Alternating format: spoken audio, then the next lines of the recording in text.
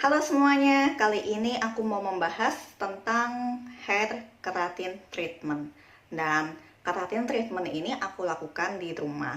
Pernah dengar kan yang namanya keratin? Keratin itu ada protein yang terdapat pada rambut kita. Nggak cuma di rambut aja, tapi ada juga di kuku. Dan nggak dipungkiri ya, semakin bertambahnya usia, produksi keratin itu semakin berkurang. Karena efek dari sinar UV, kena polusi, kena styling tuh terus kena bahan-bahan kimia yang kita pakai. Jadi produksi keratin itu berkurang dan efeknya rambut tuh semakin kering, terus kusam, dan jadinya tuh susah diatur gitu. Nah, makanya ada yang namanya keratin treatment.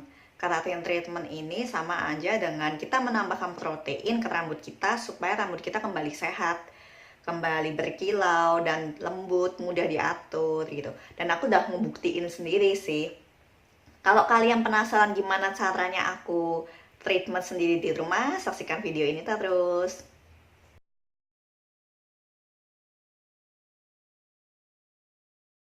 Ini adalah keadaan rambut aku saat kering. Kalau dipegang terasa agak sedikit kasar. Setelah ini aku akan mencuci rambut dengan shampoo keratin. Shampoo yang aku pakai di merek dari Dove. Dan aku cuci rambutnya sebanyak 2 kali. Nggak usah pakai conditioner, langsung cuci aja. Setelah cuci, langsung kalian keringkan sampai benar-benar kering. Nah, setelah rambut sudah kering total, kita bisa menjepitnya untuk membagi perbagian rambut agar pengaplikasian obat keratin jadi lebih mudah dan lebih merata. Lalu siapkan obat keratin. Ini yang aku pakai merek Alpha Puff dan ini tanpa adanya formalin. Pastiin kalau kalian beli obat untuk keratin itu nggak ada formalinnya sama sekali, dicek dulu ya kandungannya. Dan untuk harga sekitar 1,3 sampai 1,5 juta. Botolnya gede dan ini bisa dipakai berkali-kali. Sekali pemakaian kalian hanya butuh 50 sampai 75 cc tergantung panjangnya rambut dan tebalnya rambut. Lalu oleskan keratin pada seluruh permukaan rambut. Ini hasilnya kayak basah-basah itu ya.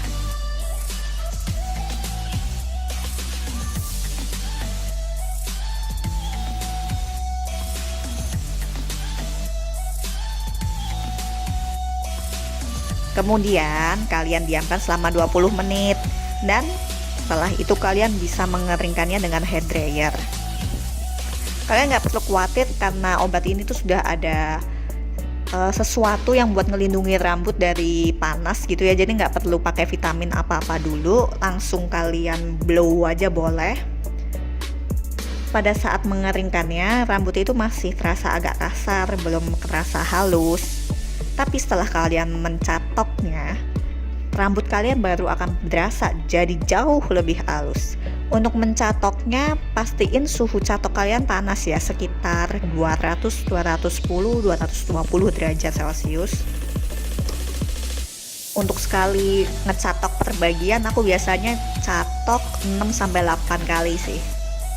Semakin sering dicatok, soalnya terasa lebih halus. Kalian bisa coba sendiri deh ntar.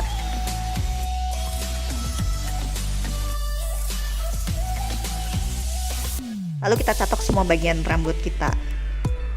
Ini udah berasa lebih halus sih. Setelah rambut dicatok, baru terasa jadi jauh lebih halus dan jauh lebih lembut. Setelah treatment ini, selama 3-4 hari kalian jangan keramas dulu ya, agar rambutnya itu bisa menyerap obat lebih baik.